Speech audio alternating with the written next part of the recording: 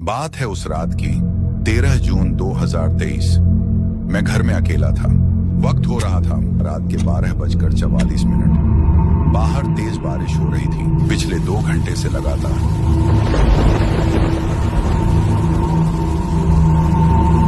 बिजली चली गई थी और अभी तक लौटी नहीं थी। घर में अंधेरा ही अंधेरा, बस एक मोमबत्ती जल रही थी, लेकिन वो भी धीरे धीरे बुझ रही थी।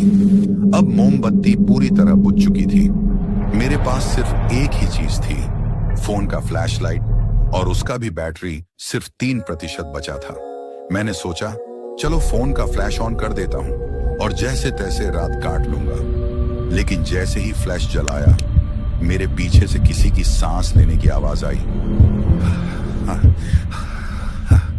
मैं एकदम सन्न रह गया। मैंने धीरे से मुड़कर फ्लैशलाइट उस तरफ घुमाया, लेकिन वहां कोई नहीं था। मैंने खुद को समझाया, शायद हवा की आवाज रही होगी, बारिश की वजह से दिमाग खेल कर रहा है। लेकिन तभी दरवाजा खुद ब खुद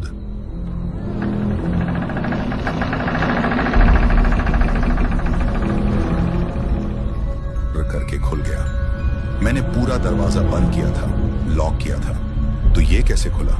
मैं फ्लैशलाइट लेकर धीरे धीरे दरवाजे के पास गया, थरथराते हाथों से उसे बंद किया, और जैसे ही पलटा, मेरे सामने एक परछाई खड़ी थी, पूरी काली, लंबी, और उसका चेहरा नहीं दिख रहा था।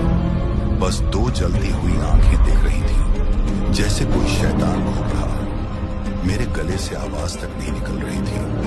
मैंने कांपते हुए फ्लैशलाइट उस पर सीधा किया, और जैसे ही रोशनी उसके चेहरे पर पड़ी, वो चेहरा इंसानी नहीं था। वो पिघला हुआ, जला हुआ, और उसकी आंखों से खून निकल रहा था। वो परछाई आगे बढ़ी, फोन अपने आप बंद हो गया। अब अगर पार्ट 2 देखना हो तो फॉलो करके कमेंट में पार्ट 2 जरूर लिखना।